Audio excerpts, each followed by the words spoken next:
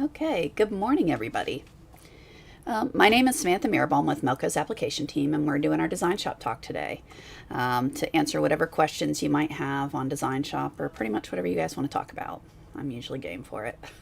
So if you have any questions, please type them in on the comments. We are live on Facebook and YouTube.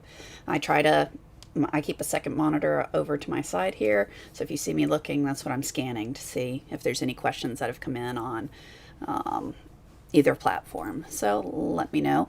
I only have 3 little questions for today, and they're quick, so that's why I'm kind of stalling a little bit so you can think up your questions and get them typed in. All right, so let's see what we've got sent in ahead of time. All right, how do you get to all the designs that come with the Melco machine? All right, so when you install the software, if you go to your C drive, there's a folder called Designs. And if you open that, good morning, Lorena, you will see lots and lots and lots of designs. So I have multiple versions of the software on here, so some of the legacy stuff is in here that might not be there on yours, but this is where they are. So you can navigate through those, look through all the different ones. There are a lot of designs for you to look through, and so. But yeah, it's just in a folder called Designs on your computer, and unless you select somewhere else for it to install, usually it's right on the main drive where the software is under a folder called Designs. Okay. Let's see, what else do we have?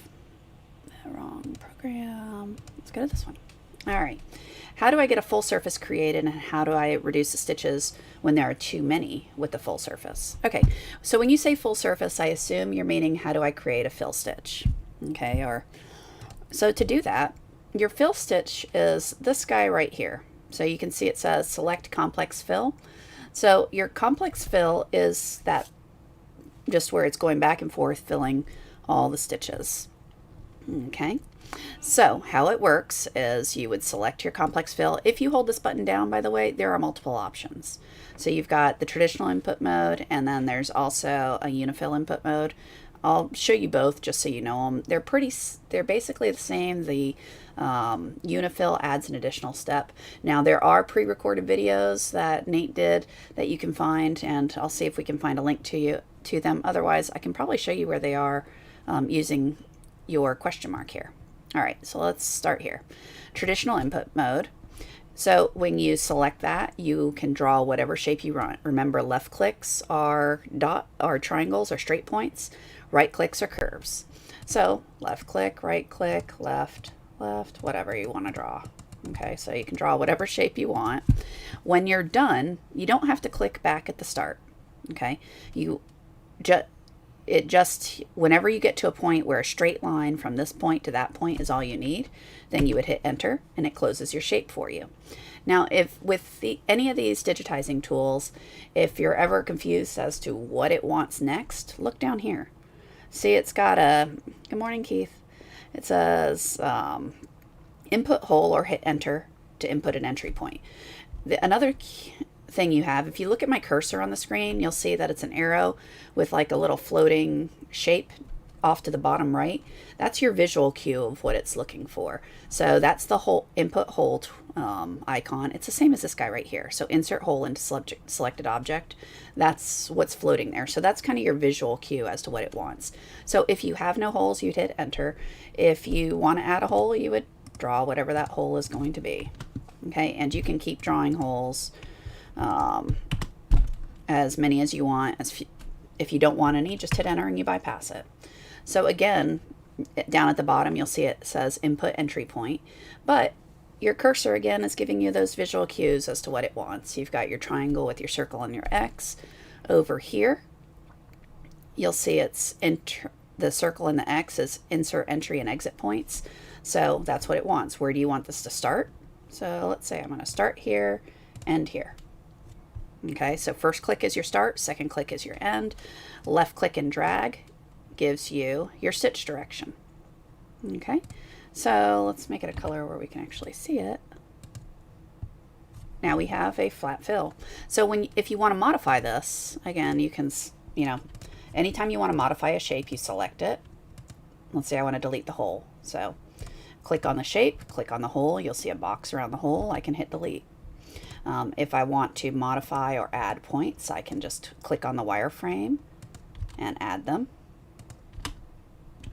Okay, delete whatever it is you want to do. You can modify the shape.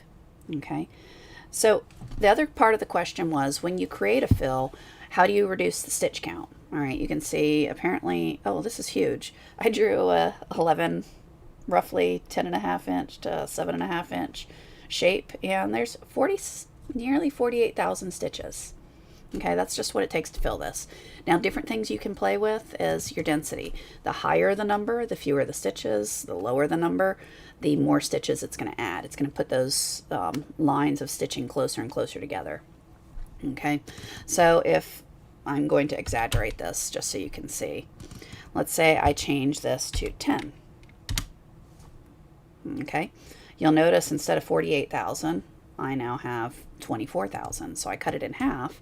But if I turn it off, and again, now I have to change the color so we can actually see it, you'll see the stitching is pretty far apart. So I'm not going to get a really heavy coverage. So if you got to play with that a little bit, just so you don't get it too far apart for your application. Now, if you go smaller the number, it's going to move those stitches closer and closer together. If you don't know what density to use, over here, you've got in the properties of the shape, you have this auto density. The auto density works really nicely, and it's a good place to start if you're not quite sure what's a good density to work with. Okay, so I would suggest using auto and kind of going from there. All right, so there's a fill. Now, they did put links for the educational videos. What you'll want to look for is your complex fill or traditional input, complex fill, unifill. So let me since I said I would show it to you, let me show you the unifill.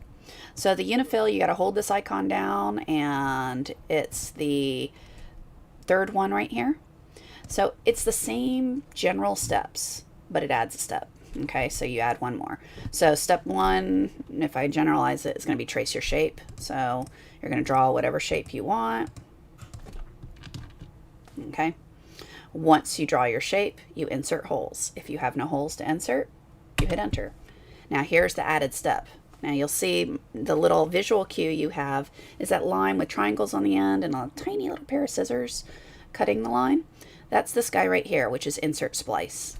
That's every time the stitch direction crosses that line, it's going to add a needle penetration, which is going to give you a hard defined line in there. So oops, all right, that didn't help. All right, if I come over here, left click and drag to add my splice line. You can add multiple splice lines if you want. And then your next step is going to be insert stitch directions.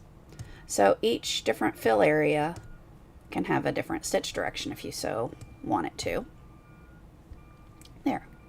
So black is hard to see on the screen. If I deselect it, look, now everywhere we cross that, it added a needle penetration, which gives that kind of that hard line. So if you're trying to add details to your fills, that's a fun way to do it. Okay, so that's really the only added step for your the unifill is that insert splices. Okay. All right, what else do we have? Oh, I'm getting a lot of false bobbin breaks. I replaced needles, checked the bobbin tension, tightened it up a bit more than it should be, and it seems better, but I'm still getting some. So it's not just bobbin, you also want to check your active feed. If your active feed's too high, it will give you false bobbin breaks as well. But there is a way. Your specific question was, how do you adjust the thread break sensitivity on the sensor itself? So let's say your top is good, your bobbin is good. Now it's time to go tweak the sensitivity. There's an article out on the FAQ section that talks about that. And if you open it up, you'll see it gives you all the different procedures, but basically it's in the settings right here is your TBS calibration. And this will go through talking about how you want to adjust that to make it more sensitive or less sensitive, whichever you're trying to adjust it for. Okay. All right, so let me quick go look online and see if we have any questions that were typed in. Because that's all I had sent in ahead of time. I don't see any on YouTube, and none on DesignShop. I know here school is just getting out for the year, so a year of pandemic school year. That was fun for the kids. So, and it's pretty funny. The last 2 days of school, our state declared that, or our county anyway, declared that the kids didn't have to wear masks anymore. So for the last 2 days of school, it was up to the parents. I thought that was bizarre. But anyway, I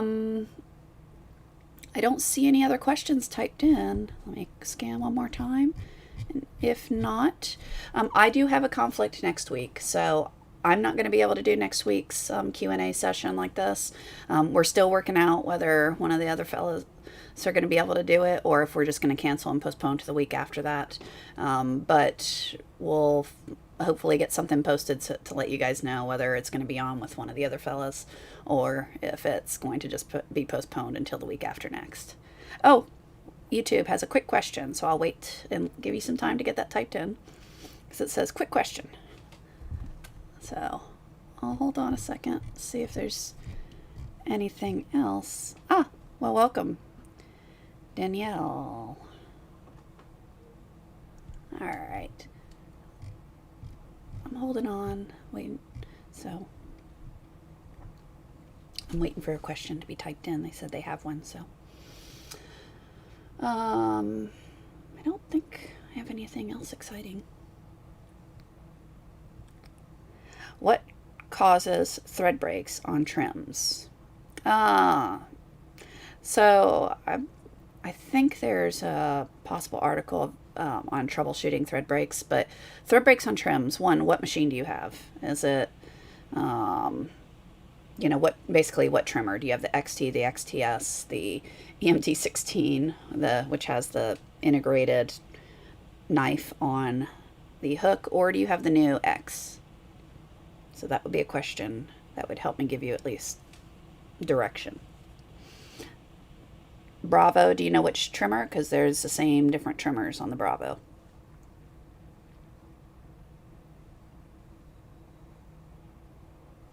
So while waiting on that, when you're dealing with thread breaks on trims, it can be as simple as your active feed being too tight, right? So if your top thread, which is the active feed number, is really low, it might be pulling it too tight, causing it to snap.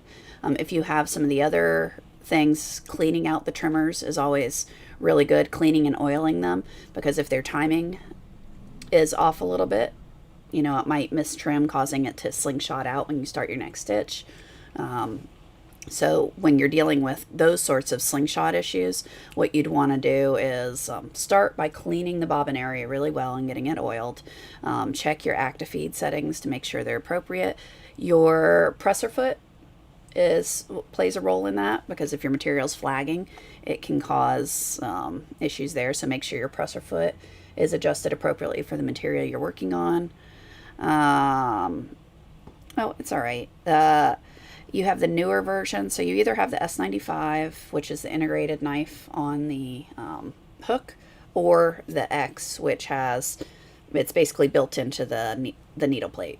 Okay, so on the X, clean your trimmer well. So clean off the stitch plate. When you flip it over, the knife would be embedded in there.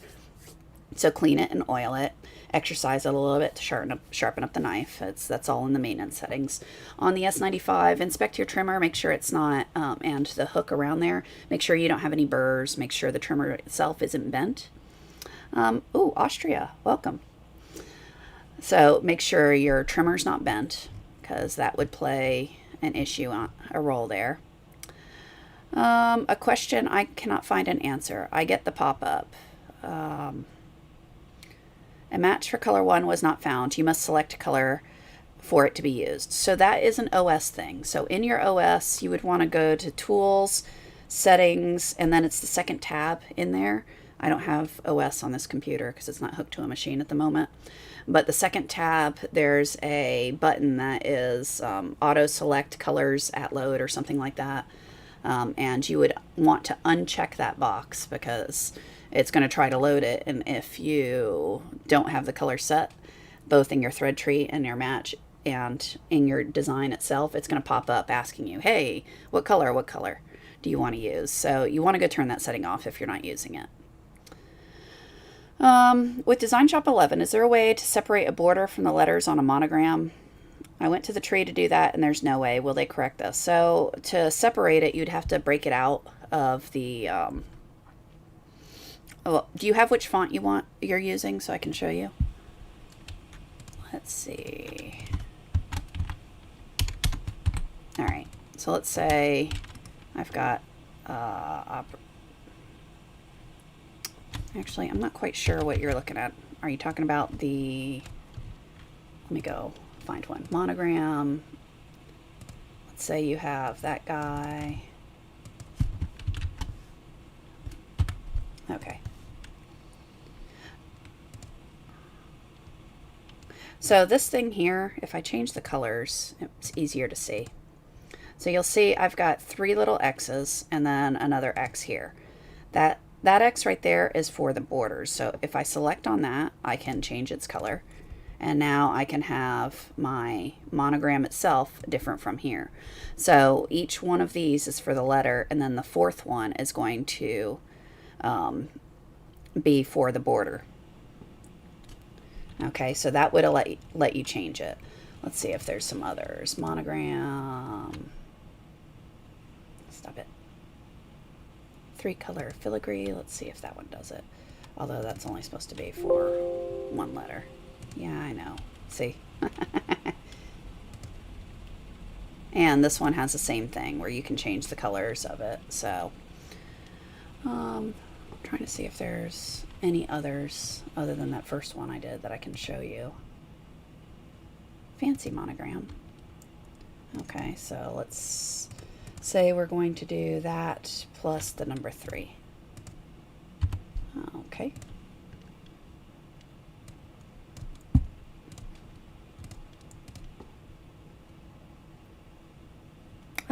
This one I don't see it being separate. Oh, yeah, it is. Right there is the other X.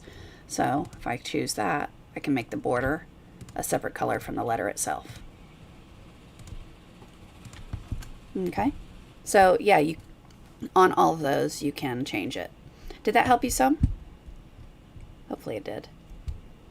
All right, let's see. Phyllis, I answered that one for you.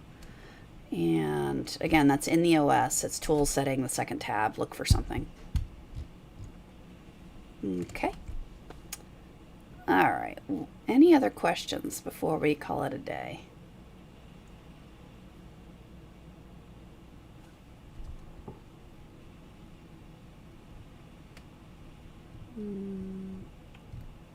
Okay, I don't see any on YouTube. Oh. Yeah, so about these monograms, if they don't appear over here, so you're not going to find the border over here until you change the color here. So, and to change the color, you've got the X's on there. So if I lighten them up, deselect, you can see there's one right here for that border, and there's one for the letter. I usually just change the letter to something else, and then you'll have 2 over here that you can play with. Okay. All right. Well, I hope these are helpful for you. Again, like I said, I'm not sure. We're still working through whether we're going to have someone do it next week or not. I know I can't do it due to another prior commitment, but I'll be back in 2 weeks for sure. But short of that, I hope you guys have a fantastic weekend. And I know schools are getting out, so have fun with your kids if they're out already. Okay. All right, all. I will talk to you in a few weeks. Bye.